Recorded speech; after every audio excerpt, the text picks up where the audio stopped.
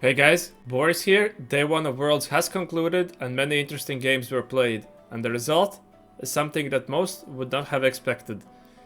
If you'll take here a look at the score sheet, and this would be focusing on the players that got eliminated after day 1, my pick'ems are an absolute shambles. We can see Juan May, who won the Paris Open and the CN Regionals, being dropped out at 33rd. Iron Ball, who many projected to make the final lobby or perhaps even win getting knocked out. Fan favorite Jazz Latte going out as well. And Go Buster, who was regarded as perhaps the EMEA's second best player, also got eliminated. And if you only also take a look at the cutoffs, Little Bear, Li Tuchan, both regarded as very strong players, projected to potentially make the final lobby, being on the cutoff. And Vajan Iverson being here in the middle of a pack, not exactly in the second half where he's expected as well. HQ there as well. And however, if we take a look at the top, there are some surprises perhaps. And very nice to see the Western representation and the EU representation with players here, as I'm from EU myself. But we can see Dasik, who was expected to be in the middle of pack, making here, and Double showing up a very strong performance as well. He's the EU favorite. However, Reven here coming out, concluding the first day with 39 points, projecting to perhaps advance already through this earlier cutoffs. He is a player who qualified to the Worlds by winning the Pro Circuit. However, he went dead last pretty much in both other cups and afterwards, and as such had to play in the regionals and did not qualify through regionals for the Pro Circuit. So his only shot at making back the Pro Circuit is by making the final lobby here at Worlds, and he's on the trajectory to do that. Therefore, let's hop in game with him and see what has enabled him to put up such a stellar performance when everyone has been doubting him. Now, we will be jumping in game here through one of the co-streamers, co-broadcasters, Minuti Gaming, as Reven does not have his own VODs public, perhaps wanting to keep some of the tech and how he manages to approach the game a little private, at least jumping through some hoops, as we can see. We are going to be starting out with a Kiana pair and a bow, and immediately slotting in also a Nico, potentially looking for some ways to be playing around Ishtal. Ishtal is one of the ways we can propel our recon and achieve a higher cap, which allows us to get these high placements. Also holding onto a Jin pair, and we have a Yasuo in our shop. And to mention, the encounter is the LeBlanc encounter with earlier augments. Going to spot here immediately that we are going to be making 10 here, as Kiana can do that. We also have a belt if we wanted to slam that for just the safety. However, here in that hex, Kiana gets these angles with her ability to be able to solo. A prominent strategy many players are playing for if they feel their opener is not strong enough. And we did not have any real upgrades, or at that point our only slam was Nashor's Tooth, which wants something more for it to be enabled. On our augment selection here, Slice of Life is definitely playing into this lost streak potential. It's a strong econ augment for the silver, and then we can use the extra econ to propel. 1, 2, 3s could provide us with a potential direction, while Component Buffet would be something if you wanted to capitalize on this extra component's tempo, which is not exactly the slot. Therefore, probably would be leaning between these two econ options, and Slice of Life is a good one to consider. Pandora's items, again, would be wanting to use to perhaps accelerate our item economy, or for something that requires very specific best. Survivor, obviously we cannot take that, so we're going to be going with Slice of Life here. We do find a Kiana too, going to just string together some form of a board. Now, let's see how he manages to approach the rest of the stages. Our board is fully unsynergistic, and by just quickly going through his games, I know that his game plan was to be heavily leaning into a reroll, specifically the LeBlanc Darius Draven reroll, and we do have some components for that already, so perhaps he's going to be already hard committing to angling this comp in this game from here. And for this option here, we have Titanic Titan, which is an econ option, but we already have one, and generally is not that strong. Caretaker's Ally would force us into a certain direction, and we would want it to be tempo of this. While Belt Overflow is a even though a turn delayed is still a decent item augment if you wanted to opt to go for that. I would perhaps be defaulting that, even though as many comps can use these belts. Otherwise, caretakers can be used as another potential econ augment. Spoils of War, we don't have the strongest board, so we cannot take it. Catered Craft Ring here is quite nice. We are in 4 component start. We could perhaps even slam the Hodge if we wanted to, and that way be able to unlock Bard for free. Or we can just slam the Nashers and commit to playing into AP from that and be able to roll for Bard. And Iron Assets again, where we're wanting to perhaps capitalize on the item tempo. So he does seem to be opening up here again, just down on his board, playing for that loss streak. As we can see, the lobby is not that strong on its own either. There are quite few loss streak players here. So we'll have to be keeping tabs on that. We do find a Reven, so yeah, we're going to be slamming that Nashers and going for the Bard roll down, I would assume. Yes, we are. Now this Reven enables us to be able to already try to play for a Darius, potential Darius spike, and just going to be making most likely 20 here. We queue into a Daisy who has the Vator Axiom, a very strong augment on its own, plus with the Archangel Slam that is going to scale quite well in the early game, with the fights being slower.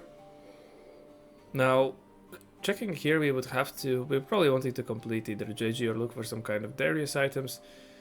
Alright, the rod gets taken, so we can just grab a Darius pair with a bow. Sorry, Draven pair. And now we can see that the Robin Songs is contesting our loss streak spot. Everyone else seems to be mostly on the miss streak, with Little Chan and JRC going for that win streak. So we will have to be worrying about Robin Songs, and we'll have to see how his board looks in case he is contesting us. Now he has a Leona 2 on his own. The Leona 2 on 2-5, most likely locking in that Malzahar Zoe reroll, which is quite good for us, considering that there's going to be some 3-costs being pulled out of the pool, and those are not going to be the unlock ones. If you're playing from the Robin Song side, then the only really one that's going to be pulled out for you is the Draven. Therefore, we're benefiting from the shared pool right here. Now, 4 loss, 4 win. Could we have the perfect 2 lose streakers and 2 win streakers? I do not think so. The match rating has to work out. And we do queue into Robin Songs, who has sacked on us. And then, since we have the item slam, yeah, we are winning this fight. And that's a little bit of a tragedy for us. The 5 streak gold is quite valuable. What is even more so valuable are the 6 loss, the 7 loss, the 8 loss, where you get 3 gold per turn. And then you're able to leverage that extra econ to go for your 3-file roll down. As this Darius comp is quite stable on 2 stars, this is particularly a strategy that quite often is being played. The Darius, the LeBlanc, but many consider them to be a 3.5 cost if you get the correct items for them. And we have our third augment coming in here already at 3-1. This is going to be a prismatic on a double silver situation. Therefore, this prismatic is going to provide immense value, especially for those who are able to pick something like the either extra components or prominently combat, if you're able to provide a premium combat augment. Tiniest Titan here we were not able to take exactly. If we have the econ situation, we were playing from a loss streak, but this is not going to enable us to reach the highest cap. We have to consider there's going to be 5-cost players coming in, and with a 3-cost reroll, you might just be falling behind unless you hit like super early. Band of Thieves is going to be rerolled immediately. The comp, we have preset items, we just cannot capitalize on the extra TGs. That is something for a fast 9 comp. Belt Overflow is also something that I'm not particularly fond of. We already have a belt with an Asher slammed as well. We would not have the exactly use for these. Therefore, actually, until we rerolled here into the min-max, Tiniest Titan would have been the better option. But min-max here simply provides us the extra components, allows us to play aggressively with our items as well, as we can just later on move them around. Very nice option in that sense, especially plays into the spike. And quickly just checking out what the other options we rolled into. Giant but mighty would benefit more again from more units on the board, not exactly just 7, and simply is considered weaker. It does give some HP, and it's better in something like a Defender, the Masia comp, where you simply have a standard other resistances, but not for us. Ours was centered around essentially LeBlanc and Darius in its own, and then Reven can come in as a once you get items for him. And hold the line is not something that you want to be playing with this comp, since you are going to be solo frontlining the Darius tree for quite a while whenever he's your 3-star, and later on you can try to position some front units frontline, but you simply will not be having that much of a unit value to do so. Now we're able to exactly sort our Darius items out with min-max. Another reason why this was so great. We already are playing around our spike, right? We are looking to be spiking on something on like 3-5 with these, and having 3 item LeBlanc and being just one component of the Darius bis. If you're able to 2-star them, they are going to be absolute monsters for the next 2 rounds, and hopefully able to push us all the way at least to 4-5 for a win streak. It's also crucial here that we picked up a round. If you're able to win this next one as well, that will be quite valuable. However, the issue here is that we do not have that much gold. We have the free rerolls, and we're going to lose this one. If we were opted to level to 7 on the 3-5, this is going to be quite tricky for us. Also, a neat thing about min-max is that it does provide you with it converts all your other removers into reforgers. Therefore, we were able to sort our items out with some lucky reforges as well. Opted to just go for a Sunfire as we do on that anti-heal eventually, and at the moment it's going to be essentially a third item, right? 3 items is your biggest spike to get your 3 items sorted out on your carries and on your tank, and then consider tossing them on other units. For our component, we are going to simply grab a cloak. Now, we probably wanted to be looking for a potential either a sword or another belt to be sorting out like the Sterix gauge for this Darius. But going to level to 7 here and most likely roll a little bit. Oh wait, we cannot even roll. We do not have the LeBlanc. We had not found a single Scion, so we simply had to find a Scion, and now we have to delay. That's a little bit of a, I wouldn't call exactly a disaster, since we have managed to preserve some HP. But as you can see, this is how he simply just moved into this comp. Like, he's just willing to do so even without having found a single Scion naturally. Obviously we found that the Reven that unlocked the Darius for us. But generally, lots of players just were considering it only if they find it the LeBlanc. And I'm surprised that no one else was playing around it to just simply contest him from this kind of spot. So now we're going to roll down. We are sitting on a Darius Spear, so wanting to roll till we find a Darius too. Going to stop here. And just go. Hopefully we're able to pick up a win against here JRC with that misfortune. Kind of crucial for them. If you're not able to find a misfortune, particularly through your either from a natural shop or from the build shop, you are in quite a lot of trouble. But that is going to be another player who could potentially contest our higher cap if they're able to getting to that mid game and late game with the Bilgewater is the trickiest bit at the moment. We're also slotting in a Yordle and an Invoker in order to be able to unlock the Kobuko for ourselves. Great spot to be recognition that necessary for us to hold on to those. And simply going to be playing for this 5 Noxus board at the moment, even though that comes with a Briar one. The extra frontline that's being provided is quite valuable. And another thing you can see here, he's not, until he gets to this Darius 3, he's not really solo frontlining him. A lot of players would just say, I have my 3 item Darius, I will solo frontline him. Well, he's going to get bursted. The reason Darius is so good in solo frontline is once he's very 3-star, he can be extremely tanky and heal himself up from the damage he's doing. At 2-star, he's not doing that much damage, and he's quite vulnerable to burst, especially since we do not have the Sterix gauge as a safety net for something like a big nuke coming in from an ability. Something like perhaps the Zoe can sometimes just simply nuke your Darius, and therefore we're going to be going for this cut frontline. Still simply then Darius, once we have taken out a little bit of extra units, he's able to tank for ourselves. But since we have this Robin songs here with the Leona tree already, we are going to be losing this round. Now we're starting to bleed some HP. We have to be considering rolling down quite soon. Not just yet, perhaps we are on at least 3 lives, so we should be fine. But if we lose this next round, we will have to be considering that as a possibility. into Shojin JG Wayne JG Jonias Kaisa. Alright. Hopefully we're able to pick up this. I'm not exactly sure what Goldbuster has been cooking here, but that's not exactly the line that I would be considering. Perhaps he wanted to be playing into the Horizon, simply seems to have gotten stuck on the level 7. Sorry, level 8. Now still again wanting to probably sort out the third Darius item. Going to be grabbing a belt here. That's going to work together with the open sword we have, and we're able to simply transition the Sunfire onto the Nico, as she's going to be our utility holder here. Still going to roll. We are on very close to the Reven tree that Sun might mess. That will also find us Darius tree, and we are hitting here on 20 gold. That is quite valuable for ourselves, sitting at 6 LeBlanc that hopefully we're able to finish around 3-1. Again, sometimes this is being patient with these rerolls is quite good. Since Robinson found his Leona quite early and many copies of Malzahar and Zoe, now we are rolling with a higher efficiency for our specific tree costs. And I don't think exactly anyone in this lobby might be playing around the...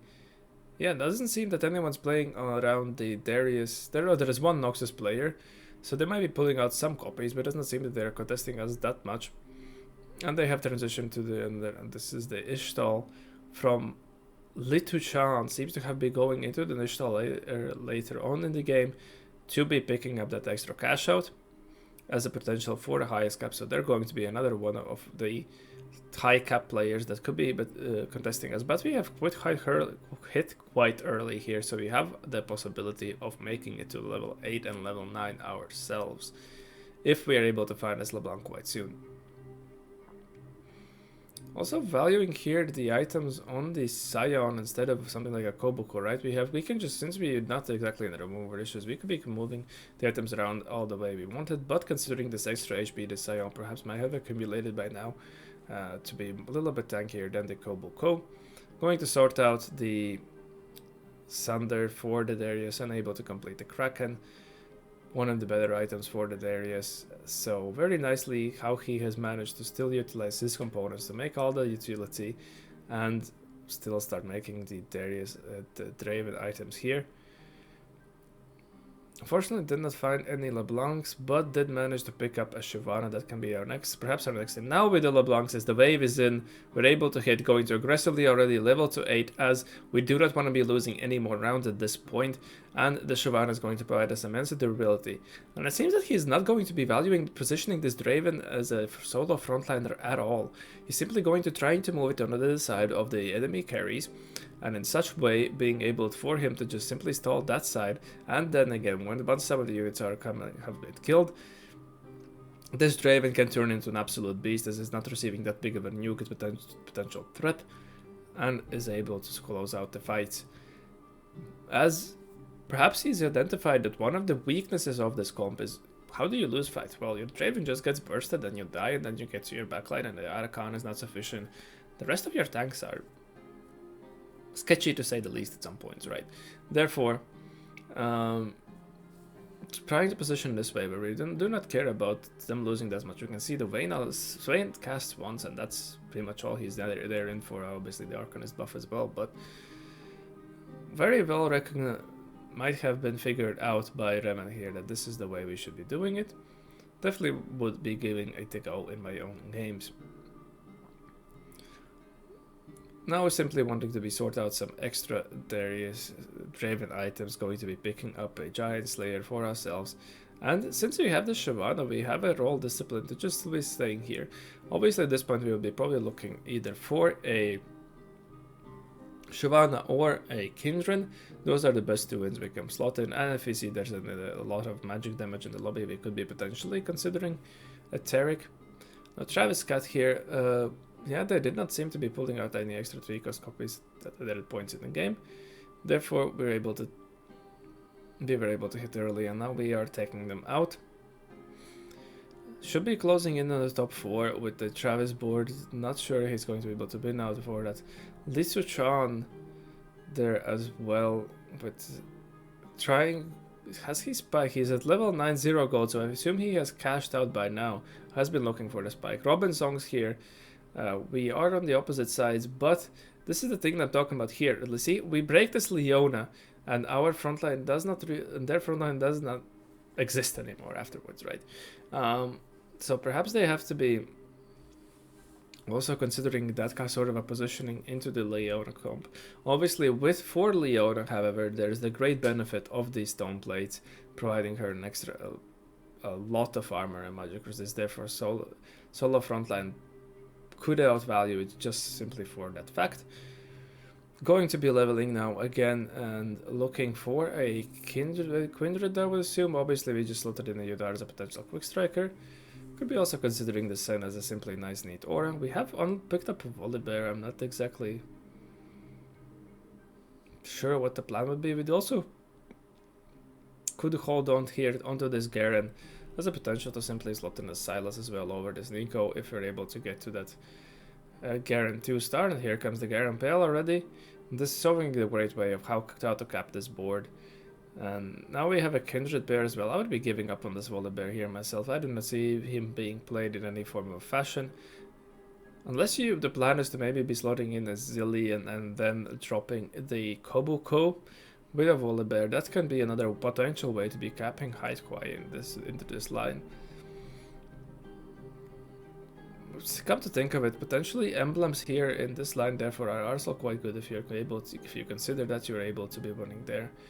And alright, now we're able to pick up our Shyvana too, we're able to pick up our Swain too, and the lobby dynamic has been quite strong. We hear this Robin Songs has been able to pull ahead from the early tempo, from that extremely early Leona 2 and the Leona 3, in the queue with him, and Daisig there has managed to make it out. Travis and Litu Chan simply does not seem to have reached their exact caps. Now we're against the Robin, we are barely winning by single units, but I would still say that we are in somewhat of a consecutive position. We could see that he also had moved away from that solo frontline positioning.